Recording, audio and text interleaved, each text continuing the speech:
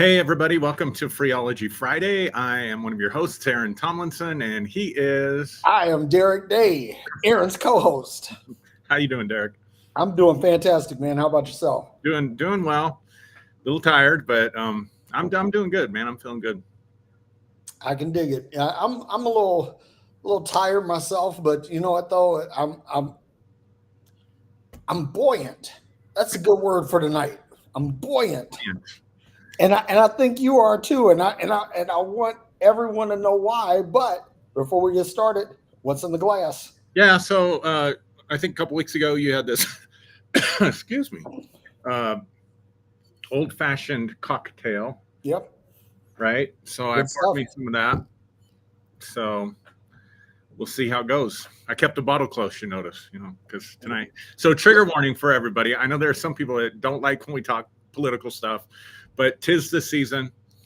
Just It had the is. Democratic National Convention this week, and so we wanted to share our thoughts on that. That's what's been on our minds. We figure it's what's on a lot of people's minds. So if you get triggered by that, we're letting you know ahead of time. I'm back to mules. I got some ginger beer, some vodka, and some lemon juice, and that's it. That's pretty much it for me. Man, sorry, I didn't mean to run over at the top of you there. Forget to ask you. No, dude. I told you that word buoyant. Buoyant is the word. That is the word for the day. For sure. Because you are clearly buoyant. You're exuberant, and I love it. I'm excited. So no, don't apologize, man. You're ready to go. I love political seasons. I know a lot of people hate it. I wish more people were engaged. I think it would be so helpful in this country, and you have to be engaged to sort through all the bullshit and what they call fake news and whatever else. I mean, a lot of information available, but man, you got to sort through it. So that's why I like watching the conventions. I watch the RNC too because you get it in real time. Excuse me, allergies have been really bad around here. You get it in real time, and you get it, go straight to the sources. So with that said, I'm just going to tee it up by saying I am blown away by what the DNC pulled off this week. Completely blown away. I'm a never Trump guy. I've not made that a secret since he rolled up the golden escalator or down the golden escalator in 2015. I've been a never Trump guy. And that passion to be a never Trumper has just kind of grown over the last 3 election cycles. But I'll be honest, I would say in the last 3 elections, the first election, I kind of threw away my vote and voted for Gary Johnson. Yep, me too. And then last election, I voted for Joe Biden, not out of any enthusiasm at all. And that's not a criticism. It's just, it was a vote against something rather than a vote for something. Yep. And let's be honest, Kamala Harris has been kind of an unknown figure. I don't think she had made a particularly good first impression.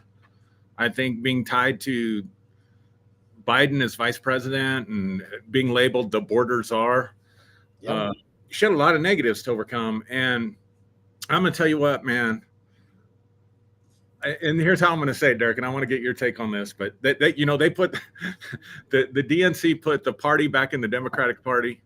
Yep. The energy was just so different than anything we've experienced in the last 3 election cycles. Yep. And they even brought some healing. Here's how I'm going to say it. I changed my positions a lot. I'm probably more centrist. You on record, you're in favor of a hard turn to the left. But Vice President Harris's speech, the way they handled patriotism, freedom, the Second Amendment, Tim Walz, the chants of USA, American flags that were actually American flags that didn't have Trump's picture superimposed on it or some stupid shit like that. Yep. And then the way she talked about issues, the way she talked about the Middle East, strong military, it revived some things in my Republican soul, my brother. I thought this could have been a Republican National Convention in 2000 or 2004 or something like that. That's just my take on it. So I'm super excited to talk about this tonight, and I want to hear your impressions. And Well, you know what? I'm like you. I'm really supercharged by this. I think that there was enough to satisfy the left leaning people like myself, that there was enough to appeal to the centrist, the meaty center of the country. And I even think that there was an appeal to the right, that there was an olive branch extended to them. And I think that the combination of those three things, that this was truly an American convention. And I think that's, in terms of capturing the excitement and building the, making a buoyant, let's keep picking on that word, exuberancy, that there is something there that the Democrats didn't have before. And the one thing that's really exciting to me about this is the young people that are excited about, what this ticket represents, and that there's a lot of hope for among young people that didn't exist before, because basically this was like an election of two white men, two old white men. Yep. And nobody was excited about that. No. But now suddenly you got, and here's the funny thing too. I thought that her picking Tim Walz as VP, I was, my what the fuck meter was going off, but after learning about this guy and watching him and listening to him, I'm pretty moved by who he is, what he stands for, and all of that. And I really loved the Republican response to Gus Waltz. I absolutely, and I love that means, I think that the Republicans are a bunch of dirty, dirtbag motherfuckers for doing that. But the response from not just the Democrats, but other Republicans, even, I think that it was classic. And this time the Trump, when Trump went in on the disabled reporter, and the media gave him a hall pass, he didn't get a hall. Basically J.D. Vance and Ann Coulter and all these people that went in on him, they didn't get it this time. They got the shit kicked out of them, and it was a beautiful thing. So, and then, getting to her speech, I think that her speech was exactly what was needed. It was not too far to the left. It was not. It was centrist, but not totally. And again, there were olive branches that were extended to the right in the terms of the the Second Amendment and talking about faith and things like that. That I think that she just did a really good job. And I'll never forget this. I think this was 2 weeks or 3 weeks ago, when you sent me the text that David Plouffe had joined Kamala's team, and I was like, "What did I tell you?" I said, "It's game over." He said, game over. So I'm pretty excited, and let me just say this, and then I'll shut up for a few minutes. I think that, and you said this, and I'm giving you credit for saying this. I'm just kind of piggybacking on it, that she's going to win, and it's going to be a blowout. And he won't be able to say that the election was stolen, because he will have had his ass trounced so badly that he won't be able to use that as an excuse. And I really think that maybe, just maybe, this could be the first step on the road to redeeming the American democratic experiment. Yeah. So I really felt like she's the leader to meet the moment. But you brought up Gus Waltz. Yep. And you got to know me, how that was affecting me. Yeah. So for people that don't know the backstory, my wife and I had the infertility issues. So that's the context in which Tim Walz was speaking, Governor Walz was speaking about their struggles with infertility. And so that's hitting close to home. And then, he says, Hope, Gus, and I can't remember the third child's name, but he says, I love you. You're my world. And his son, Gus, stands up. And immediately I could recognize that he's neurodivergent because I have 2 neurodivergent sons. Wow. And so he stands up and he's just gushing with pride and emotion. And if you know anything about neurodivergency, they can struggle with their emotions. Yeah. And dude, I lost it. I cried me a river. I was so overcome by that moment. It was so special to me. And then I wake up to Ann Coulter on Twitter. Not that I follow her, but I wake up seeing people that are pissed off at her. And I wake up to, some of these other fools. So I just want to read a few things here because I was going to touch on this because I thought the same thing. And here's what I thought. You got, people coming at him. This guy named Jay Weber or something. Mm-hmm. Let me find it. What did I do? I lost it. Hold on. He says this. He's apparently a right-wing talk show host on iHeartRadio. He says, sorry, but this is embarrassing for both father and son. If the Waltzes represent today's American man, this country is screwed. Meet my son, Gus. He's a blubbering bitch boy his mother and I are very proud of. Wow. And he got sat down. iHeartRadio, he got pulled today. Nice. iHeartRadio got such a backlash from the public. Ann Coulter got owned. Yep, and I suspect that she'll be canned by next week. But I love what Mark Cuban said here, because he responded to Dinesh D'Souza. I don't even know who that is. Do you know who that is? Yeah, he's like a conservative pundit. He's a physician, but he's like a conservative pundit. He used to write for National Review. Well, he should really be ashamed of himself. He said the kid might have mental problems, but he's acting just like Tim Walz. So what's Walz's excuse? Right, I saw that. And Mark Cuban gave him the serious clap back. Owned him, man. He said, Mark Cuban says, you've never had that feeling, have you? So proud of someone you love that you can't hold back. Every emotion you can feel comes pouring out. It's the best feeling in the world. I didn't love. So here's my thoughts on it.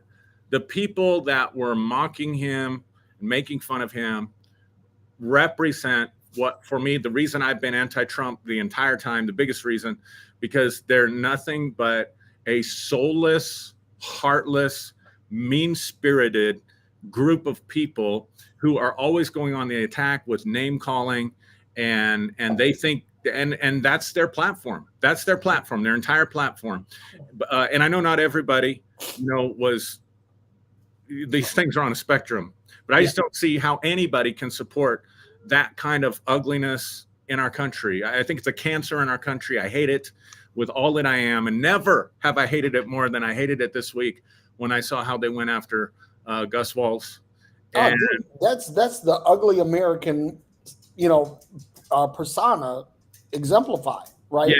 Because when you talk about like the way the rest of the world sees America, the United States, is like a nation of cowboys and bullies and people that think might makes right. And there is a significant pocket of the population that believes that. And this is who Trump appeals to, right? Because he says the things that they couldn't say for years. Like, for example, it's people using the N-word, right? For years, you just couldn't say that. If you said that, that was automatic, dismissal from your job, is automatic, unfellowship from your church, all of this stuff. Now it's like you can just say it, and it's like, okay, he's just speaking his mind. And I'll never forget this. Like in 2016, when Trump ran, people were saying, well, he just speaks his mind. And speaking your mind is fine if you're if you have some intellectual heft, or if you have some emotional heft, if you're like, it, well, I'm not going to pick on anybody particular, but if you're somebody who's considered to be an intellectual giant or a known empath, people like that speaking their mind is a wonderful thing. But when you have somebody who doesn't have any intellectual heft or any empathy, for them to speak what's on their mind is the equivalent of your drunk uncle talking shit at your family reunion. Yeah. And that speaks your mind is no good for anybody. And so, Trump made that palatable. And somebody made a hat that was like the antithesis of the "Make America Great Again" hat. It said, "Make America Hate Racism Again," or something like that, right? And again, we've talked about this. I don't believe that America was ever great at any time in its history. I think that we have the potential, the capability to be great. Have we been great? No, but we have the capacity to be great. And hopefully Harris and Waltz coming in, taking the White House in November, that would be a step in the right direction, because we will have someone who is a female, a double minority, who's highly educated, highly capable, who has ran and won, with a vice president who is not not a millionaire. They said this guy owns no stock. Right. Who's been a history teacher and a high school football coach, and contrary to most military leaders that have ascended to the White House, he's not an officer. He's an enlisted. Right. So all of these things, I think that all of these things really, they add to the stew of success for them. And so it to me, it's exciting. It gives me great hope. Yeah, those are really great points. And I love the stories of their backgrounds, both of them, and where they came from. And you talk about, America was never great. And, we've talked a lot about that on here about, acknowledging what would we call it? Diseases of the past, right? Yeah. The infections that are still there. But one of the things that I thought that they did very successfully, very methodically at the DNC this week was they paid tribute to the past in terms of like the past presidents that spoke, right? You had the Obamas there, you had the Clintons there, you had Joe Biden giving a speech, and then made a excellent pivot towards the future and towards the potential and possibilities of what America could be for everybody. Yeah. And there couldn't be a clearer distinction now between the party of hope and the party of grievance. And I just thought they did it brilliantly. I thought it was brilliantly scripted. I thought it was even more effectively pulled off. And I did not expect to be fanboying over this so much. I really did not expect it. I'll be honest with you. I was totally caught off guard and blown away. I thought they hit every mark that they needed to hit with excellence. I'm still just frankly in awe of it, to be honest. Okay, so let's throw a wrench in because we're having a real fanboy moment. Yeah. Right. We're both gushing and thinking that, hey, this is it. This is what America needs. What if they lose? Mm-hmm. I mean, what does that say about the country if they lose? It says a lot to me. It says a lot about the country. I think what it says to me, first and foremost, is we've got a very uninformed, easily manipulated electorate, if that's the case. Very shallow, very mean-spirited, but frankly, just uninformed. And I realize that people are living their lives and they, aren't interested in this stuff. You and I like to get in the weeds with it and look at it and stay informed about it. And I realize most people don't do that. So I think that's the first thing that would say to me, Derrick, is that, wow, we just have,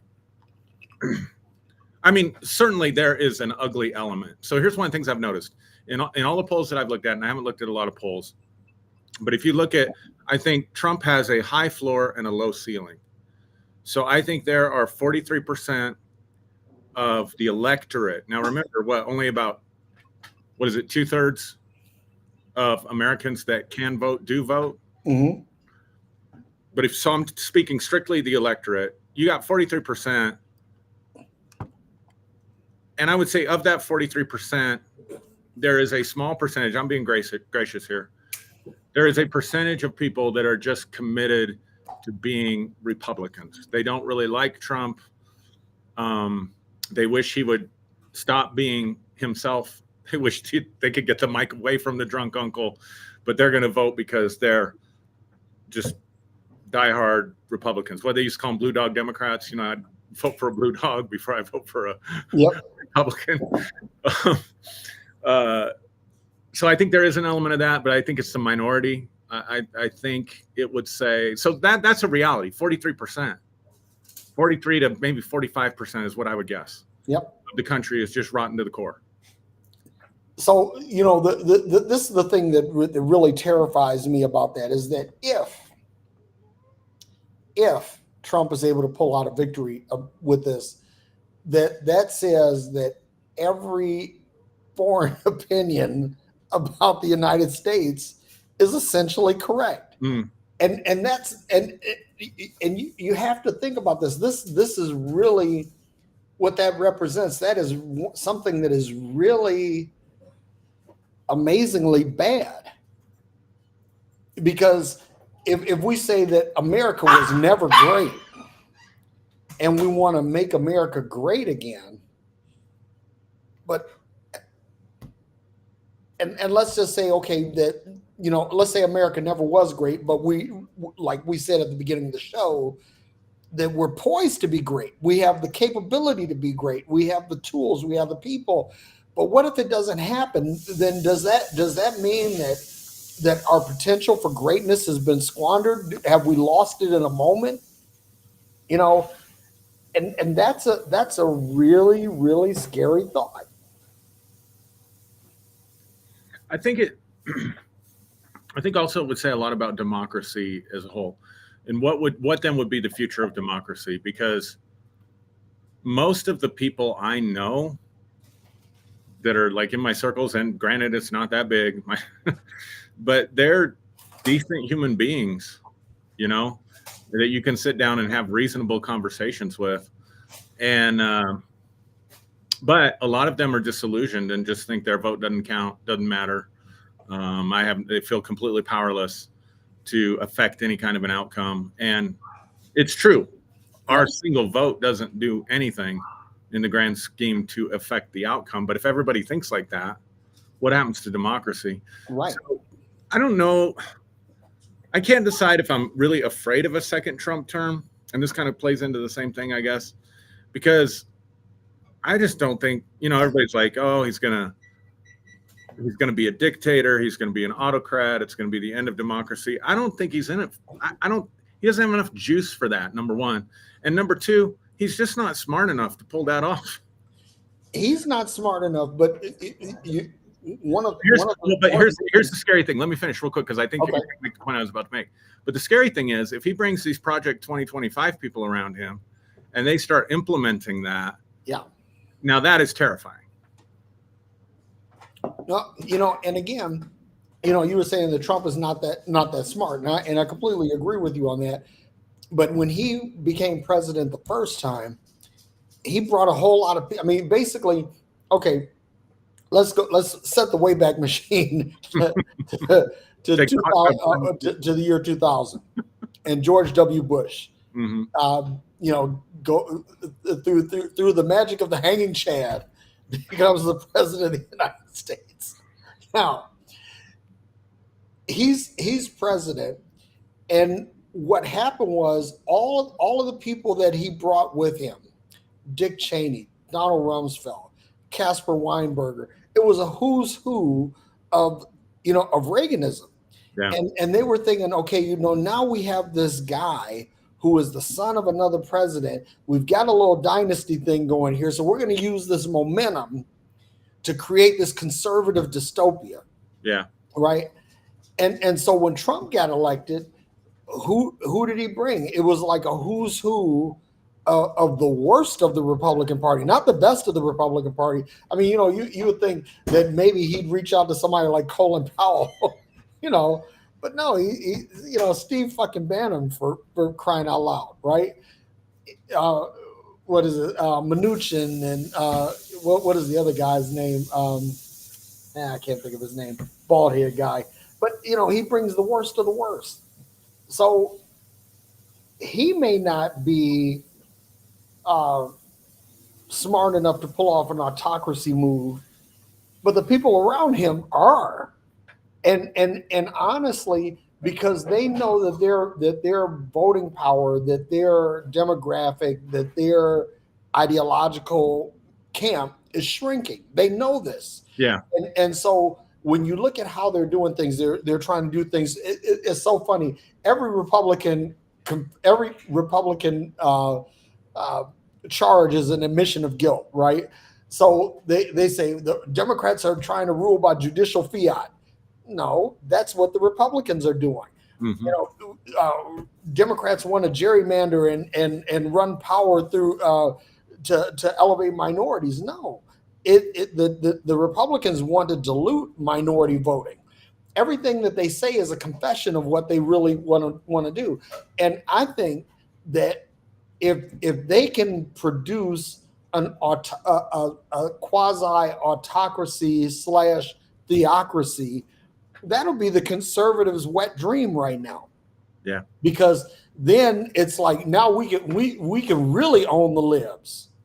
We can really put the left in their place, and we can make sure that socialism and communism will never rear its ugly head in America.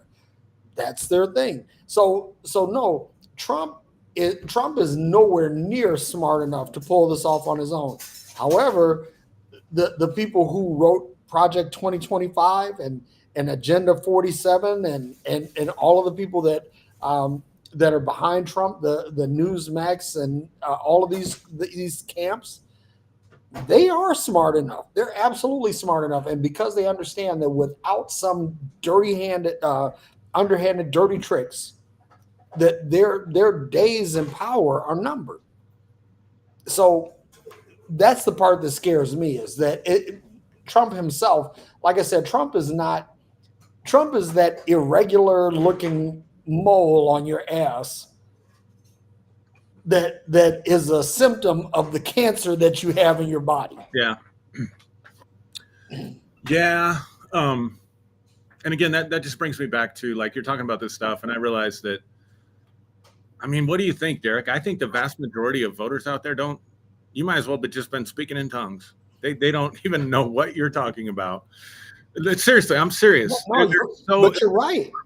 Because what I see reasons why, things seemed like they were better under Trump than they are now, so I'm going to vote for Trump. Or I think Tim Walz is goofy, and so I can't vote for a goofy candidate. And then that brings in another issue. How much is sexism and racism going to play a role in people's decisions to vote, where they just can't vote for a woman because she won't be strong enough to take on the tyrants around the world, because that the tyrants around the world are going to have a heyday with the United States because we've got a woman, and they'll feel like they can just run over the top of her. Or I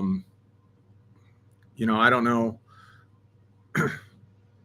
I don't know. I mean,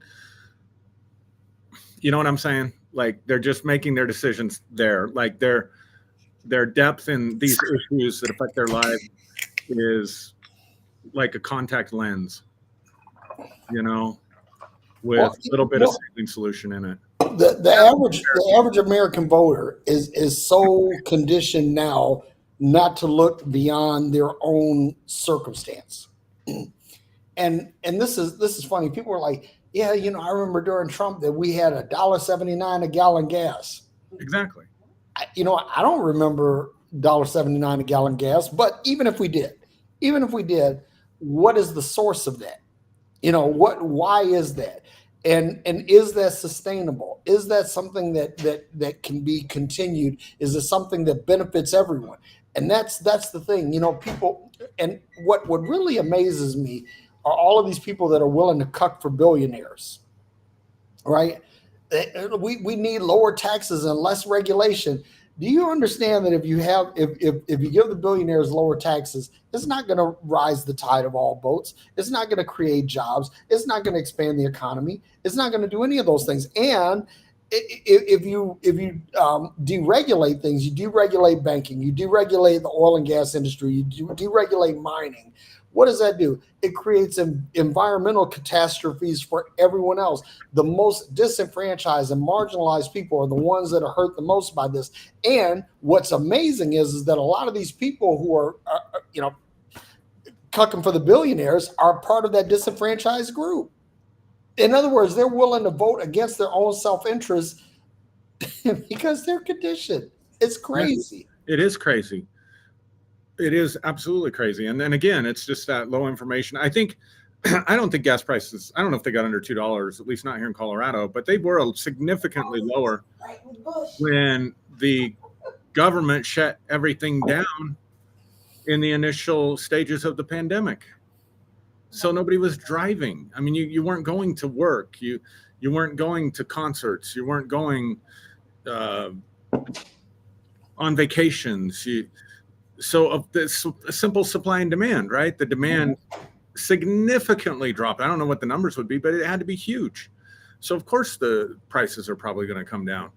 But that's when it happened, was during the time period. That's not a sustainable thing. So somebody sits there and says, well, I remember when it was $1.79 under Trump. Like, what did they think he did? I'll never forget coming into the 2020 election cycle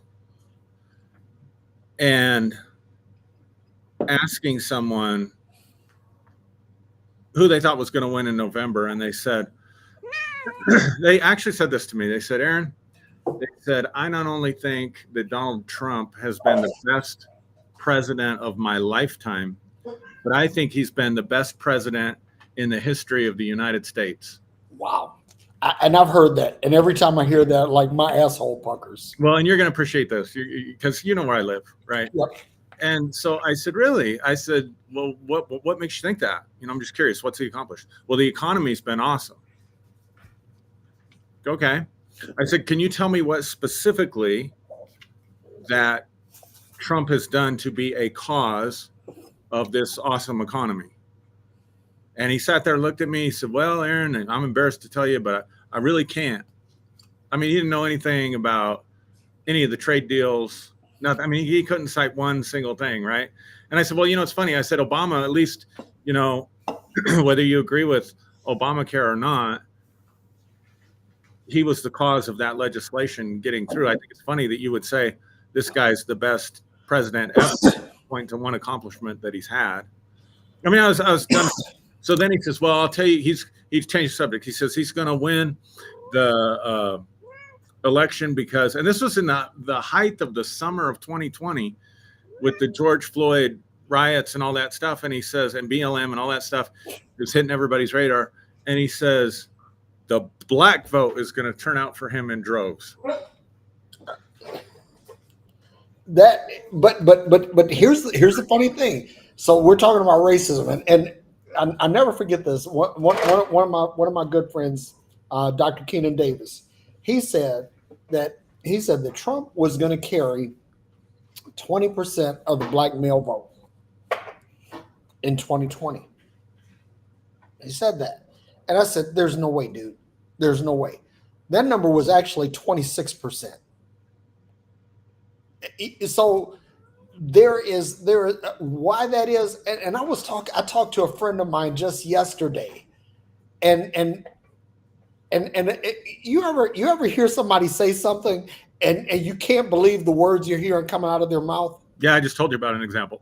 Yeah. Well, you know, But yes, this guy is talking about how Democrats just want to get allow trans men to oh, share women's bathrooms and they want to ram the gay agenda down their throat and he said well at least Trump stands for something, and I was like, this is a black man I'm talking to.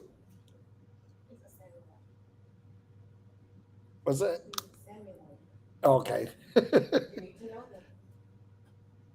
I tried to get Maya to join the show tonight. She's giving me commentary from bring the her side. on, man. Come on, Maya. I want to hear your thoughts.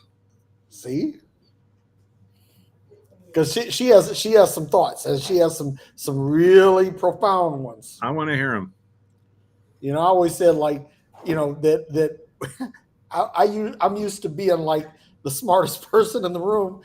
I'm not the smartest person in the room anymore. So let me say this. Something else I appreciate it. This whole tampon Tim thing, I just want to address this. Yeah, come on. The right is trying to make,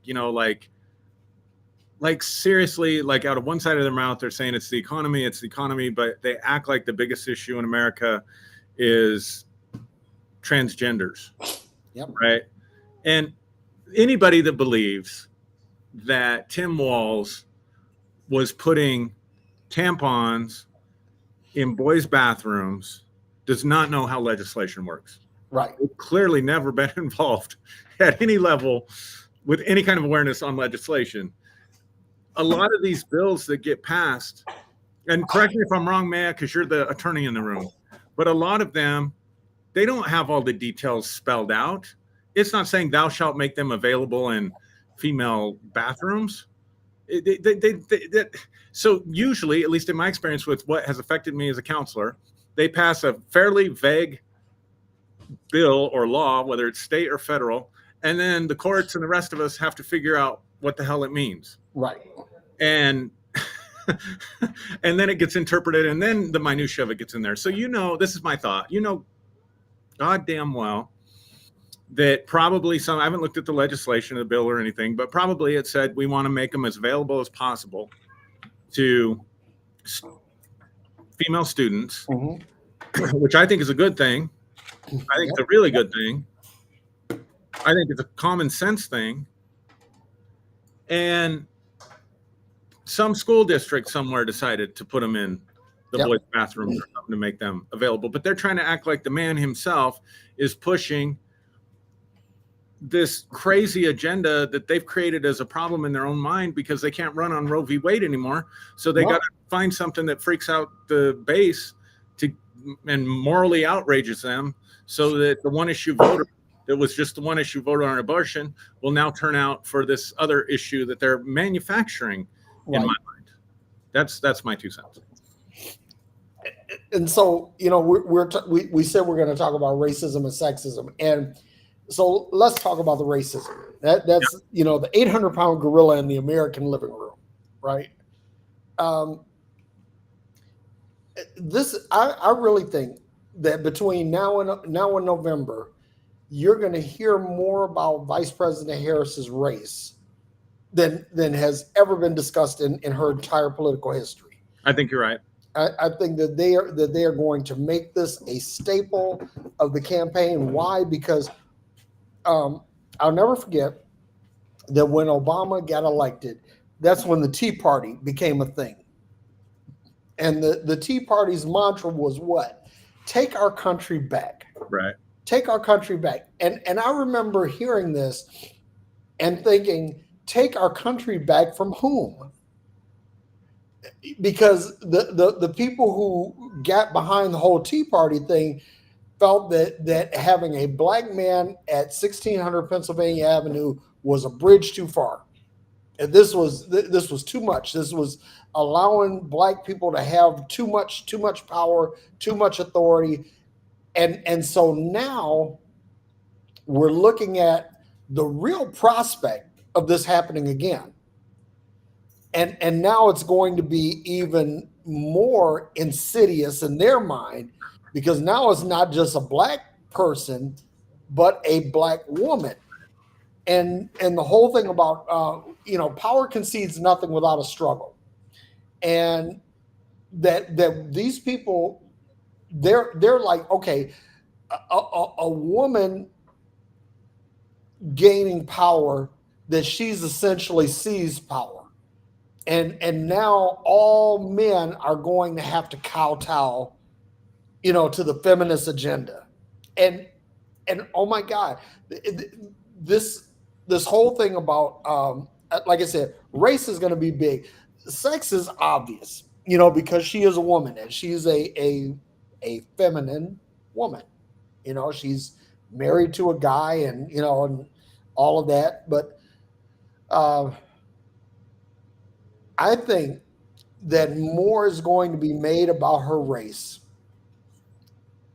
I think the race is going to be a bigger part of this campaign than any other campaign in the history of U.S. politics. So let me ask you this question: how do they flesh that out? Because to me, it seems like Trump hasn't. Here's the other thing. Here's the other reason I think that Trump's going to lose big. Bigly. Obviously, it's going to be close because of the way the Electoral College is set up. But the reason I think he's going to lose is because, like it or not, he always managed to present himself as the alpha in the room. Mm-hmm. You know what I mean? Yep. And dude, that mystique is gone. Like, he is fumbling and bumbling. He went at, she turned black. You know what I'm saying? Yep. That backfired on him. Black jobs, he's still out there talking about that. That has seemingly backfired on him. He tried some misogynistic tactics of talking about her looks and the Time magazine cover and that kind of thing. And that doesn't seem to be getting any traction with him, with anyone except his solid base. So I'm not disagreeing with you. I'm just wondering how are they going to flesh out these sexist, racist attacks in a way that's going to stick or land? Because to me, Trump is just deflated. He's not the biggest presence in the room anymore. And that's the reason why I think that this is going to be a major part of his arsenal, because anything that even resembles the high ground, he's lost. Of course. Yeah. So now, he did a campaign stop somewhere this week, and so he was saying to his audience, should I take the gloves off and get personal? And I think that's where he has to go, and that and again, I think that this.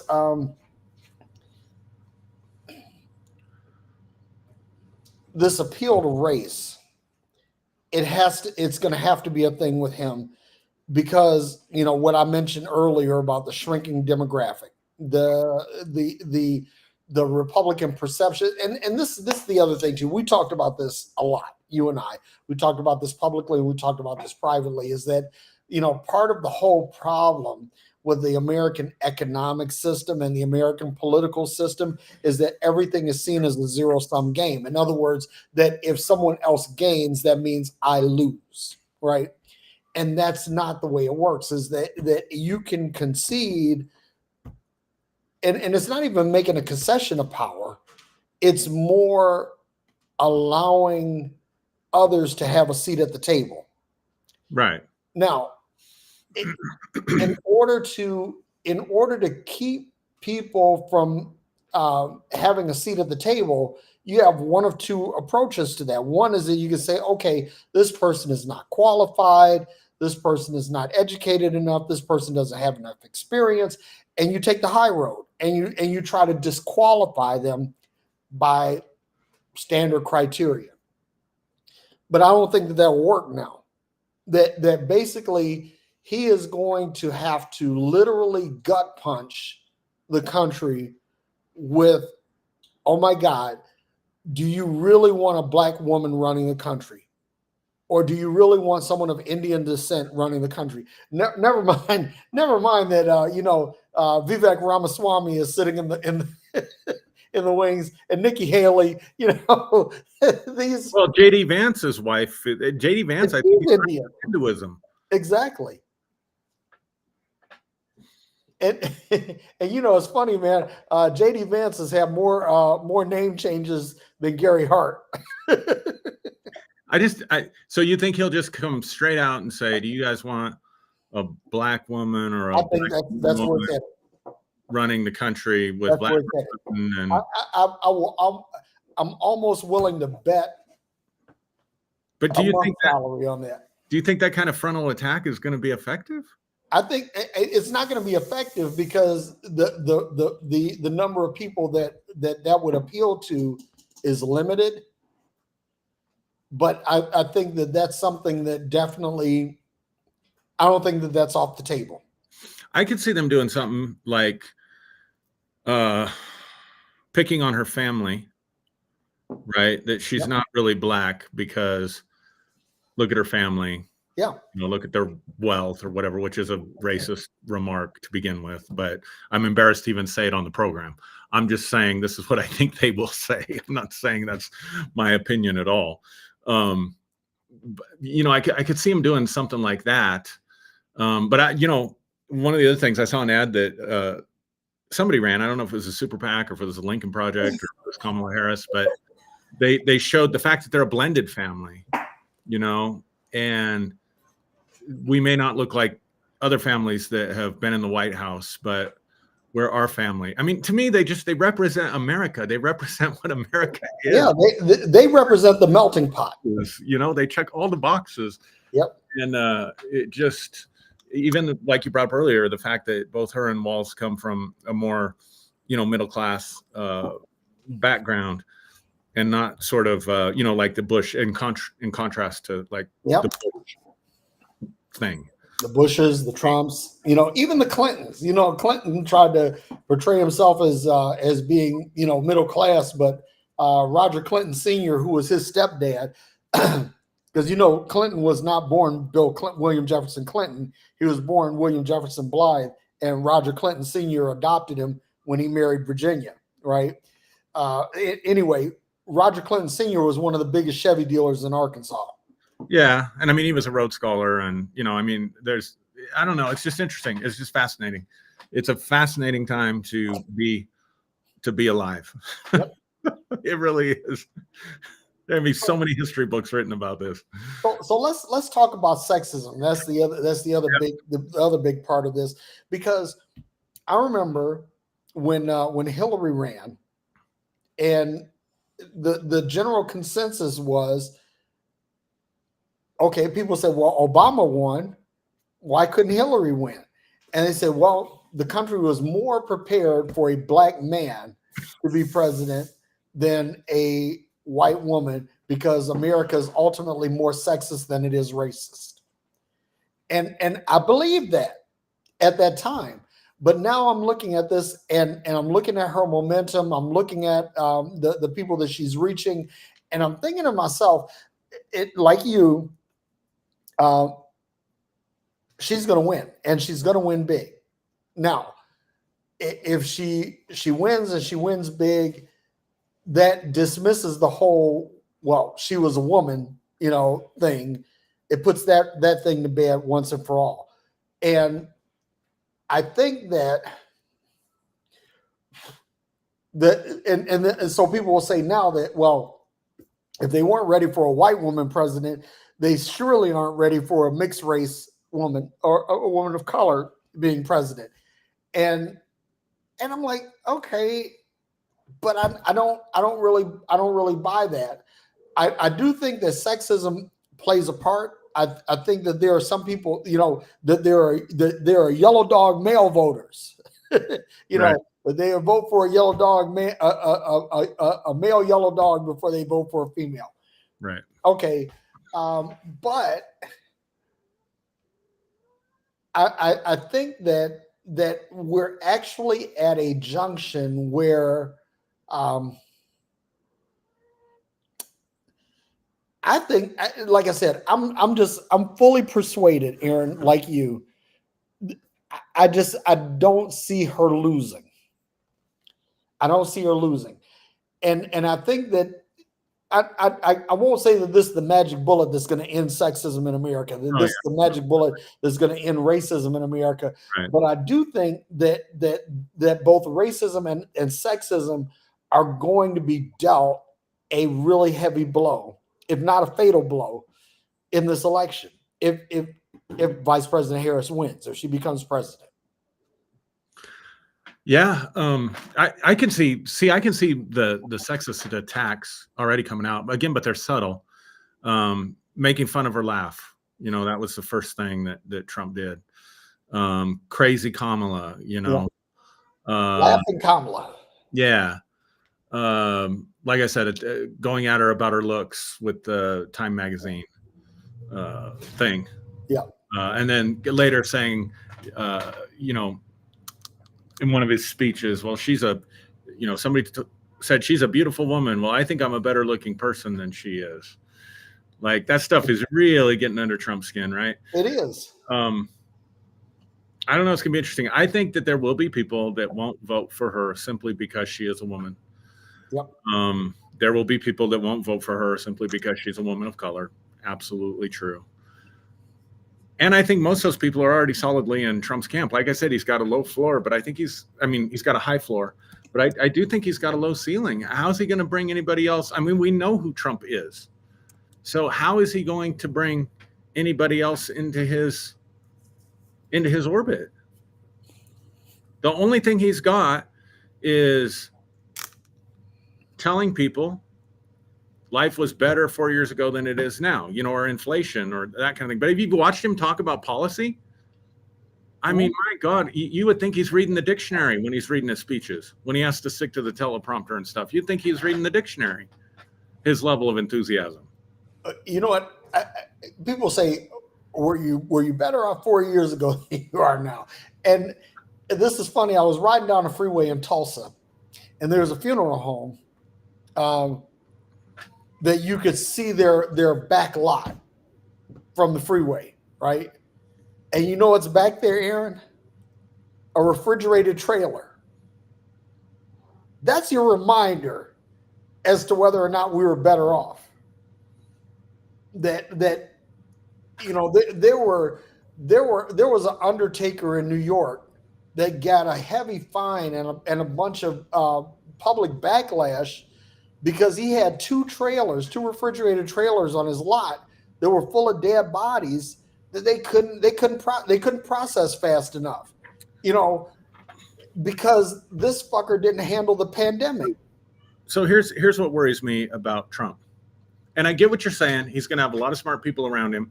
But from everything that I've listened to from insiders, whether it's Anthony Scaramucci or who's the Bolton guy, John Bolton, Yep. or Michael Cohen, or just some of the names that come to mind off the Rex Tillerson. Yeah, he ultimately doesn't listen to anybody around him. I don't think he's listening to Susie Wiles and Chris LaSavita right now at all. He's trying to, but like I said, when he's trying to stay on script, it's like he's reading a dictionary. Yeah. And then he gets off script. And also, have you noticed he's doing smaller venues? You know why that is? I know exactly why that is. He owes people money. I didn't know that. Yeah, it's like there are venues that will not allow him to come in because he owes so many people so much money. I think it's like Harrison, Pennsylvania. That airport will not let his plane land there because he owes airport fees. It's crazy. So now he's flying around on Jeffrey Epstein's old airplane. Yes. Is that the truth? That's the truth. Oh shit! I didn't make that up. Oh my God! I guess because the bill's paid. Oh my God! That is hilarious. It's insanity. It's absolute insanity. Here's what scares me about Trump. Because I don't know. I don't know if they can do I don't know. Project 2025 is scary. But here's what scares me about Trump. If we have a crisis, and we're going to have a crisis in the next 4 years, something. Oh, yeah. He has no leadership skills whatsoever. Nope. He's a great celebrity. Yep. He's got good political instincts. I'll give him those things. Yep. He's a horrible leader. And here's what I remember, because you're bringing up the pandemic. Here's what I remember. We had to come up with a response to the pandemic. So he sits and does this press conference that I watched live with Deborah Birx, and they have these charts, and he's talking about having Google's going to do all this stuff, and Walmart's going to have, testing centers, testing sites in Walmart parking lots. He's laying out this elaborate plan. And no sooner than he finished, like the Waltons are coming out and saying, we never promised that. We're not going to do that. We can't do that. Google came out immediately, said, you haven't even talked to us. There's no way we can create that kind of a database, overnight. And then, but nobody remembers that. Everybody forgets about that. So then he comes out a second time with, okay, well, here's plan B. And imagine if George W. Bush and the people around him, I don't want to give him too much credit, but imagine if after 9/11, he hadn't taken his time to put together a concise plan, create the Department of Homeland Security. These are the enemies we're identifying, whether you agree with it, like it or not, Iraq, North Korea, Iran, the Taliban, we're going to invade, Afghanistan. It was a concise plan. And you felt like, okay, someone's can get us through this crisis. And then he executed that plan. Trump couldn't even come up with a concise plan. He was changing with the wind. And that's the reason, even though we have 6 or 7% of the world's population, we had 20% of the world's COVID deaths. Yep. Like, the man cannot lead. And he's proven it.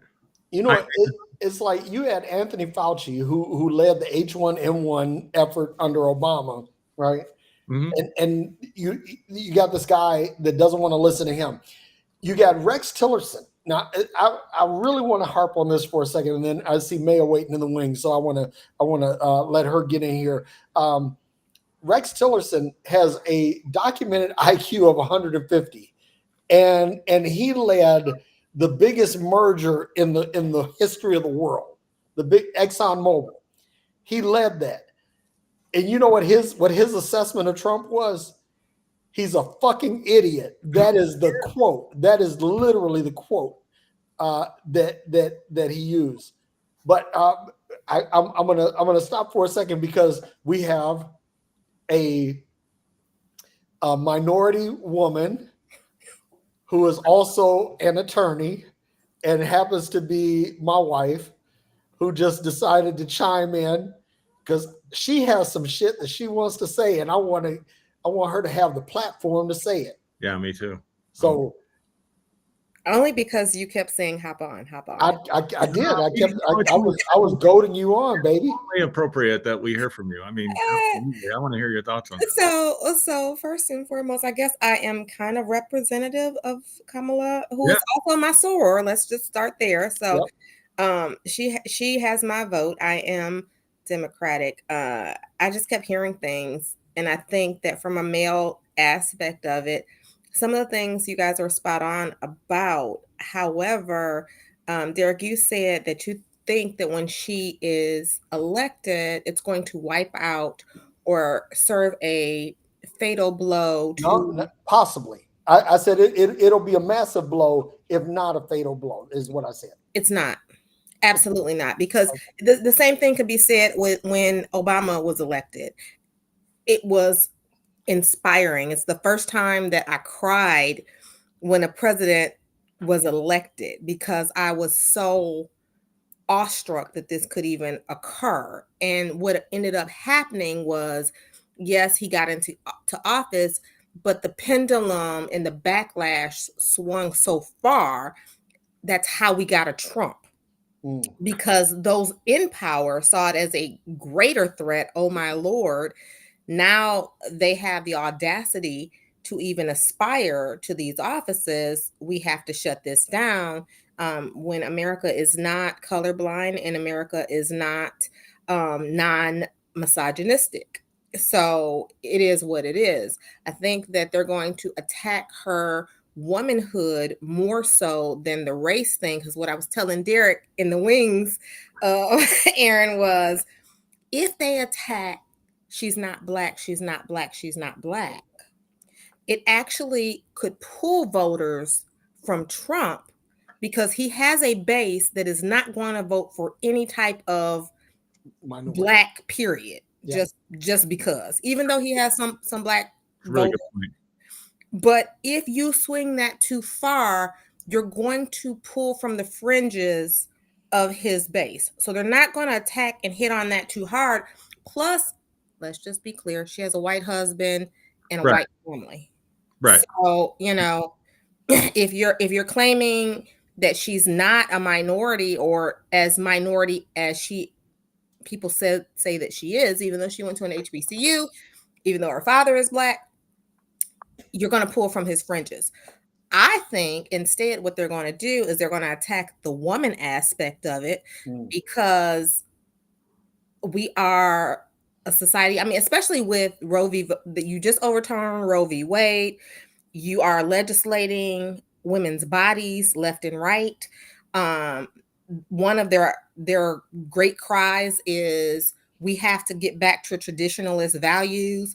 Well, traditionalist values have women at home taking care of babies and cooking, you know.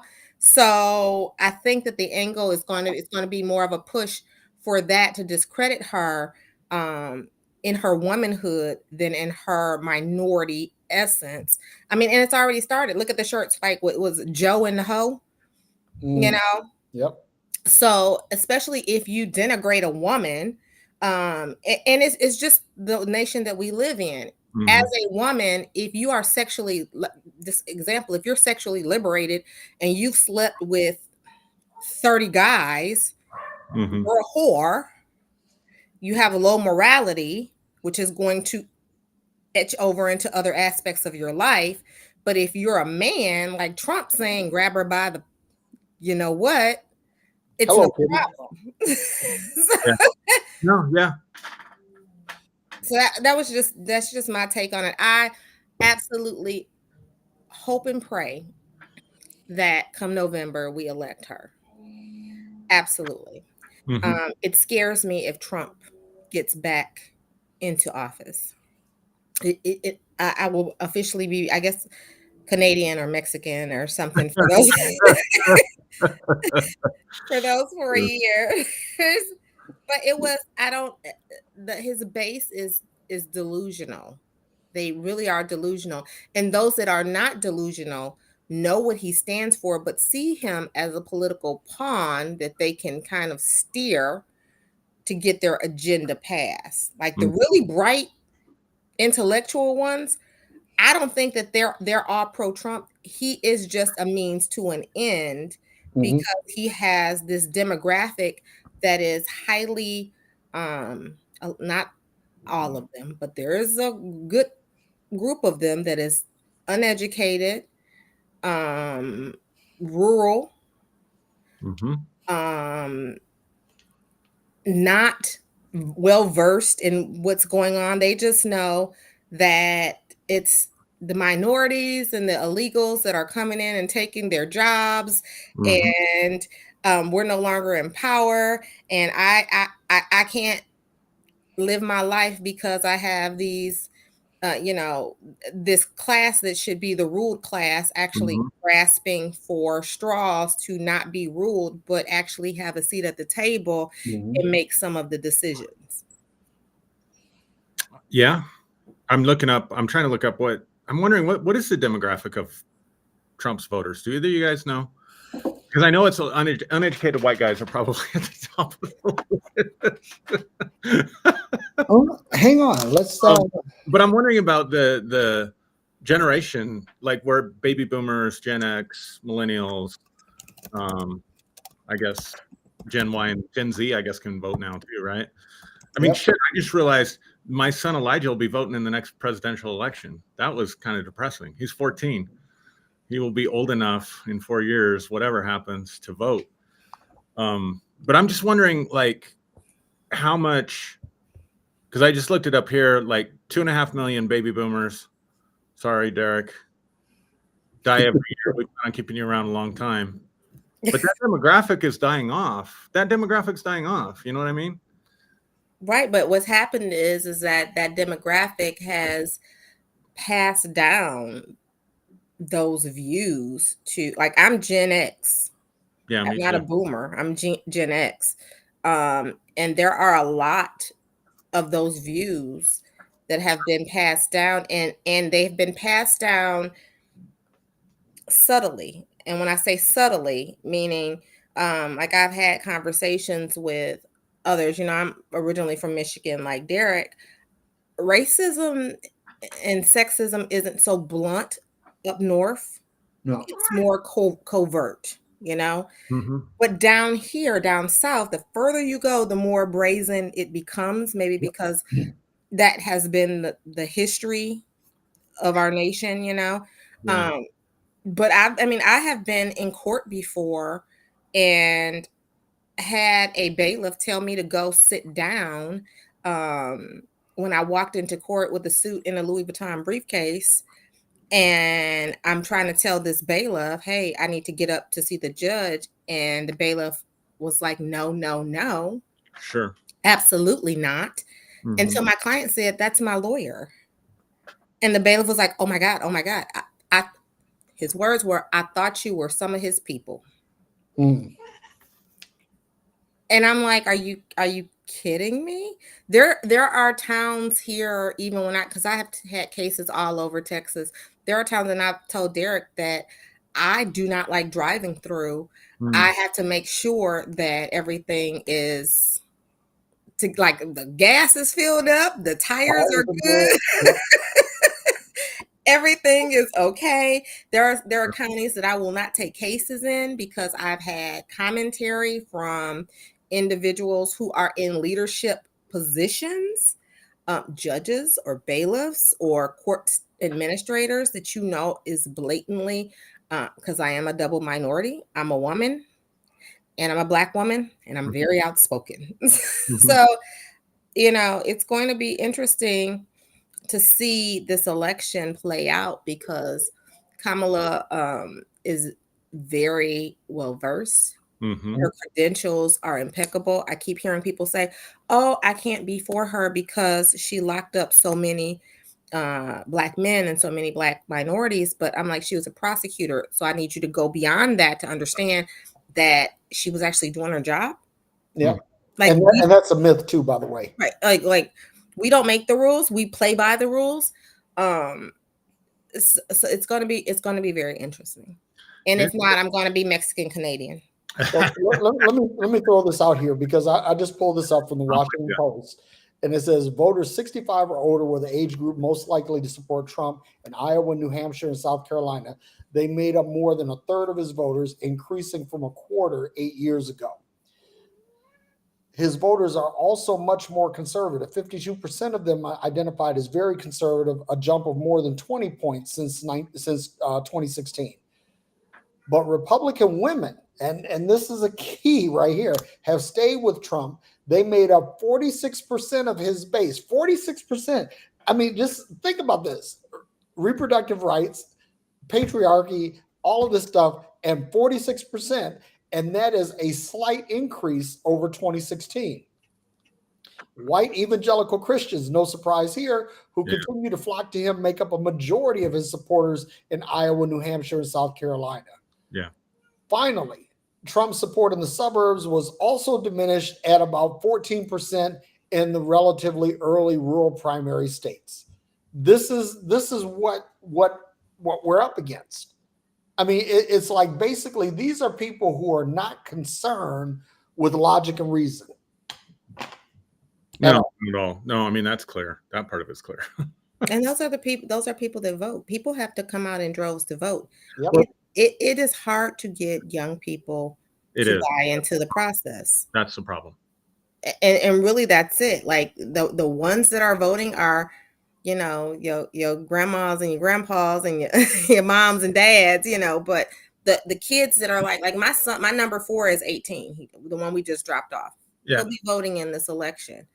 But that's because I impart upon my kids, you have to do this. This is your civic duty. So because I work at a college, I talk to like the, 18 to 23, 24 age group. And again, these people are educated. We are considered, nationally minority serving institution because of the amount of population that we have. So a lot of my clients are, Mexican, Black, Asian. So my sampling size may be not very good, is what I'm trying to say. But what I do see that's hitting this generation is they can't afford a house. Like they can't even consider that they can afford a house. Being a Gen Xer, being white, being raised in a family that means I was taught, the goal is for you to go further than we did, for you to do better than what we did. And if I'm honest, I've done well, but if I'm honest, not anywhere near as well as my parents did. What Derrick, didn't I say that when we were talking? Me and Derrick had this conversation, Aaron. Really? And we were totally talking about this, and I was like, educationally, I went further than my parents. Yep. But looking at the overarching, I think my parents have done better than I have. Yep. Considering absolutely. I have more education because there's been more barriers placed on our generation that boomers didn't have. Yeah. And now our kids are really like my daughter still stays with me because she's like, Mom, have you seen the rent? Yeah, it's crazy. When my wife and I started out, we were renting a small place for $150. And just for kicks, I looked it up on Zillow a couple months ago. It's renting for $1,200 now a month. Wow. And so these kids that I talk to, they have no hope of getting a house. My nieces and nephews, some of them, no hope of buying a home, still renting. And then I know a lot of the young women are concerned about reproductive rights and things like that. So I guess what I'm wondering and what I'm hoping is that these issues are striking them now. They're not theoretical anymore. They're issues that are complicating their lives. And so I'm hoping that will motivate them to want to get out there and vote. I hope so. Yeah. Yeah. But I tell you, that anybody that says that, and I'll never forget this, that when Obama got elected, they were saying, we finally achieved a post-racial society. Yeah, I remember that too. And that has been far from the truth. And I know, Maya, you said that, you don't think that they're going to make a big deal out of a race. I think that they are. We'll see. No, I think that they're going to bring up, because he has been doing that, but I don't think race is going to be as big of a deal as sex. Yep. In other words, what's more likely to move the needle, if I'm understanding you correctly, what's more likely to move the needle is the sexist attacks versus correct. Yep. Because and then he's going. I believe he's going to attack it from the standpoint. I mean, we know how he operates. We've seen it before, but I think he will attack it, and the right will attack it from the standpoint of, do you really want the leader of the free world being a woman with emotions? And how can she effectively lead when she's not a man, when she's going to be empathetic? Like, they're going to play up all of the stereotypes for women as a reason why she should not have those war codes in her hand. I mean, it's not like she didn't have them before being VP, but there was a check over her. So now it becomes, there's nobody over her. She is the commander in chief. Can she run the nation? Can she lead a military when she's not military and she's a woman? So I think they're going to hit it from that aspect. Yeah, it will definitely resonate with the evangelicals, because just when you said that, not having a man over her, there's still a lot of evangelicals. He has no covering. A woman can't even be a worship leader if she's not married, or certainly can't be a pastor. Yeah. So that's definitely, but again, I think that's more like a Bible Belt thing. That's, a lot of those states that you already count out as being red states. I don't know. It's going to be fascinating to watch. It'll be fascinating to watch. Yeah. It's like Georgia and North Carolina, I think, really kind of hold the key to any Southern strategy. for the Harrison Walz campaign. But I'm also concerned about states like Michigan and Wisconsin and Pennsylvania that were close. I now let me just say this, right? I think that Harrison Walz will carry Ohio because they actually see what a douche JD Vance is. They didn't know that before, but now they know, and I think that will help the cause a little bit. But I see the path to 270 for Harrison Walz being pretty clear. I don't really see any roadblocks as far as like swing states. Trump may get one swing state. He may get Pennsylvania, or he may get Michigan, or he may get Wisconsin. He won't get all three. He won't sweep. What's the difference though in this election with him going up against a black woman as opposed to him going up against a white woman? You know what? That is actually a good question. That actually is a good question. I mean, will race play a factor? I think, as far as the Hillary thing, what I would say is he was the unknown factor. He was the outsider. He was, it seemed like whatever crazy thing he said that I thought, oh, that's going to kill him politically, just made his poll numbers go up. So I think she represented the establishment, especially being a Clinton, and he represented the rebellion, the backlash, the Tea Party, like what Derrick was talking about. Yep. But, I had friends and knew people that during that time that had never voted for a Republican in their life. Because up until Donald Trump, the area where I live was solidly Democratic. Bill Clinton came and campaigned here. Barack Obama came here and campaigned here. Now nobody comes and campaigns in Colorado anymore because we're so solidly blue, which brings up another point. Why don't you guys down in Texas just turn Texas blue, and then we don't have to worry about any of this shit? You know what? The path to flipping Texas runs through Harris County. Harris County went blue though. They did go blue, but they didn't go solidly blue. It was like more purple than blue. I think that in order to flip Texas, that you need to get a solid blue turnout from Harris County. Potentially, because Texas is huge. Yeah. And the only time you see blue spots, you see blue spots in the major cities. That's right. Where you see. But if it's not Dallas, Houston, Austin, or San Antonio, everything else is red. Yep. Yeah. Kind of like the country's kind of that. It's kind of a microcosm of the country in a way. Yeah, but that's the population centers. I mean, it's like what county is Austin in? I think that's Bear County. No, yeah. Bear is San Antonio. So that I think that's Travis County. Blue. What's that? Travis. I think that's pretty blue. I think that Dallas County is purple, and Dallas is absolutely blue. Dallas is blue. Dallas is absolutely blue, and Dallas is the county of Jasmine Crockett. Okay. Yes. Got it. Okay. All right. Educate me, baby. Yeah. So, but my point is, like, one of the things I think that they're effectively doing right now, the Harris campaign, is they've kind of flipped the script from 2016 in that, in a way, they've kind of painted Kamala and Walz as the outsider and Trump as the establishment.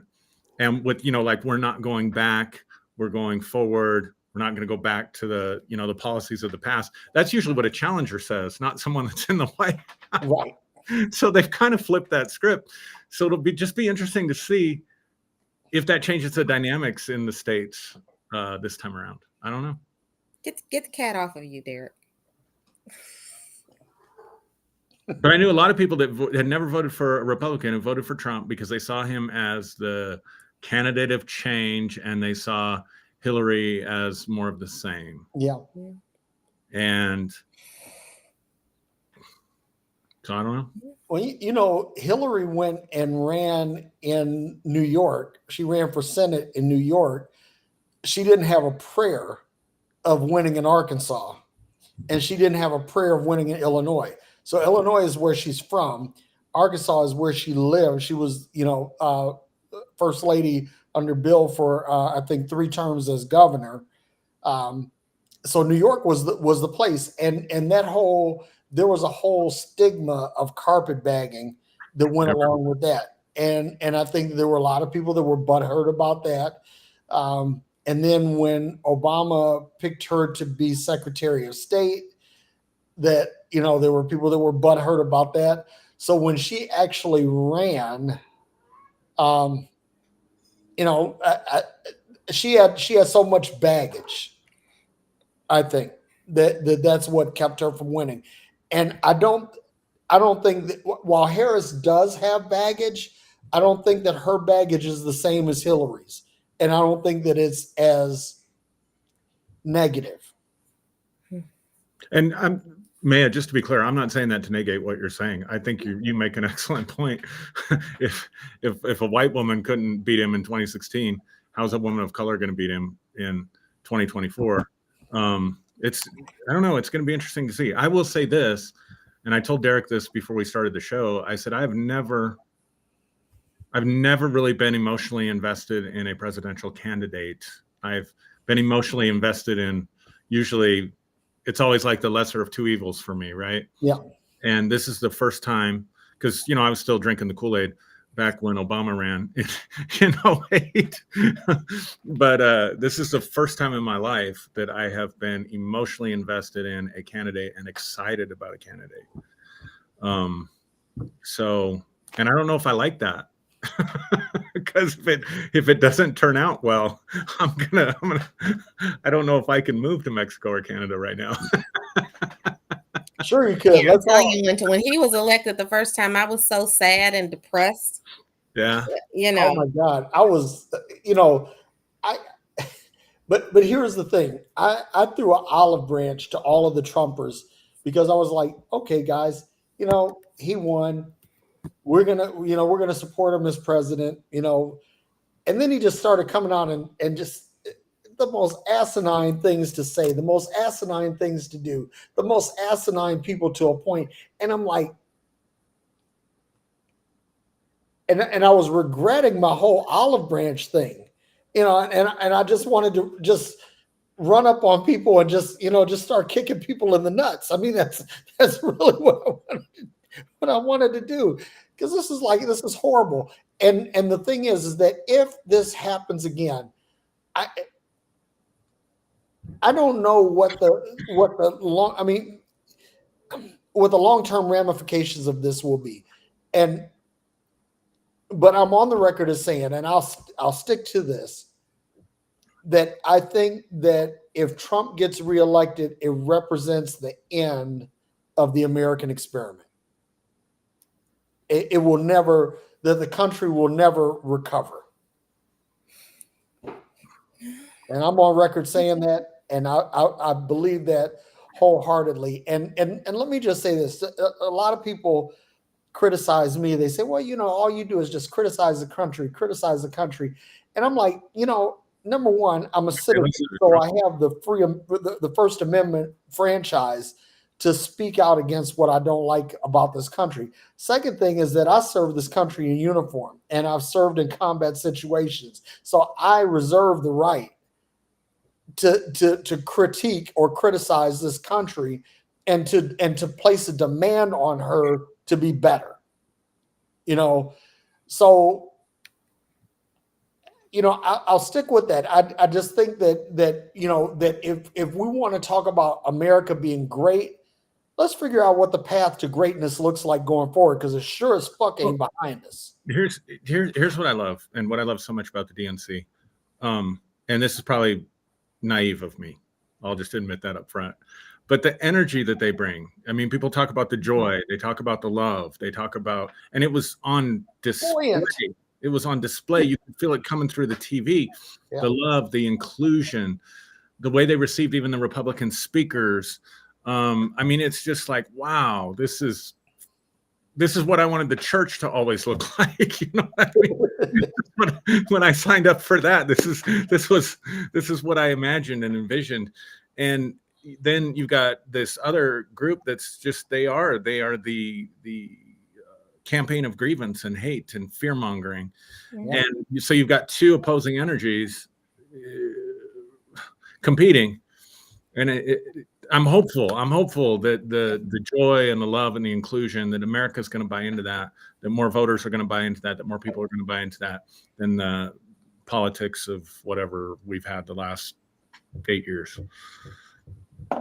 I mean, I know, Biden's been in, but Trump's been pushing himself like the girlfriend that won't go away, stalker boyfriend that won't go away, that finally, I guess you just give in and say, okay, already.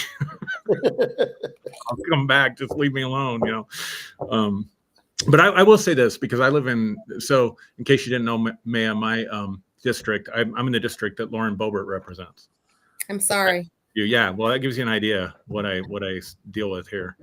And I was driving by today, and most people have taken down their "fuck Joe Biden" flags, or "let's go Brandon." Let's go Brandon. Yeah.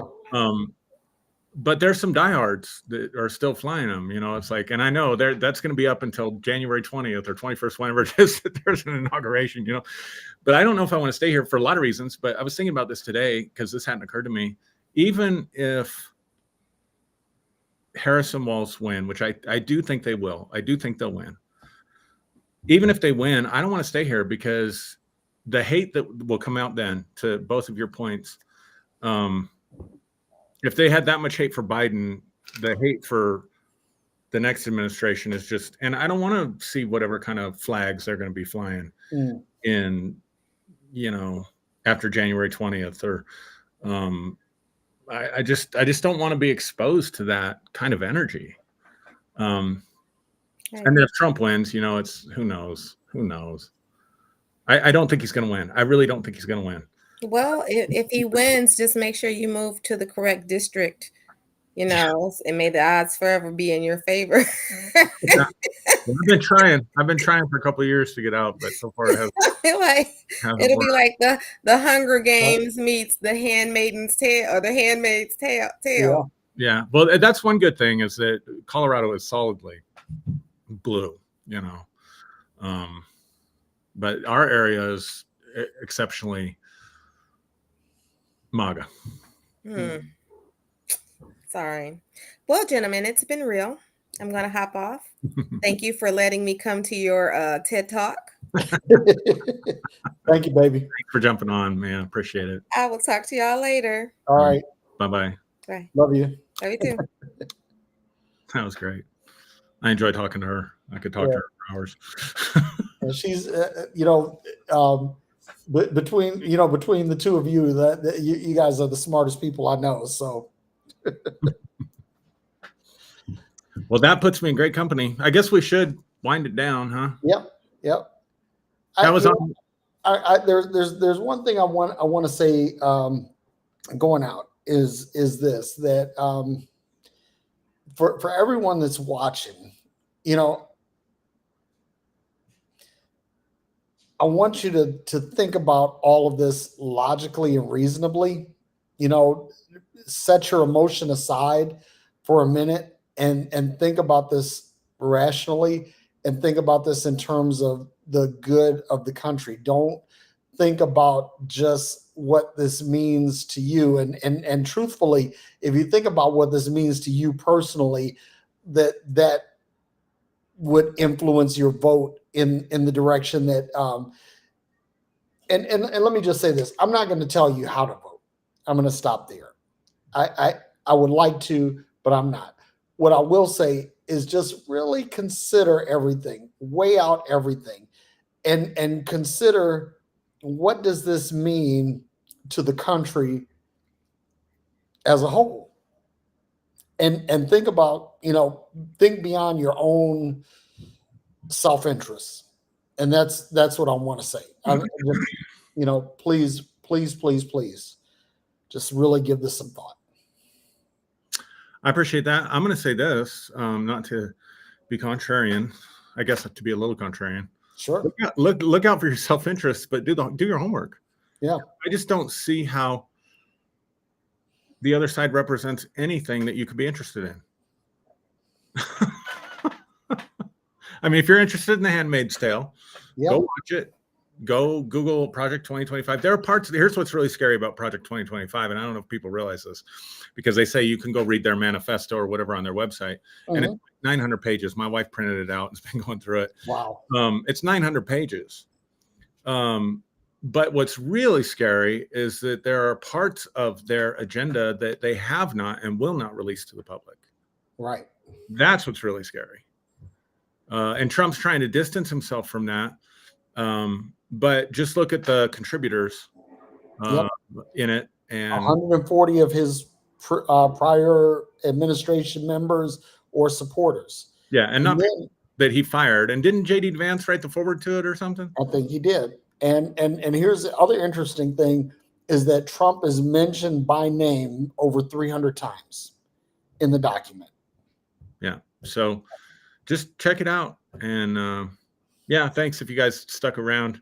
I know politics isn't a favorite topic for a lot of you that follow us and watch us, but it's one of our favorite topics. So, and it is the season. So yep, it is the season.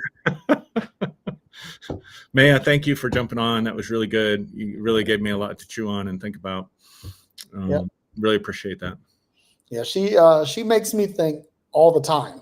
Yeah, I mean, it's really it's amazing to to do life with such a deep thinker. So she's a deep thinker.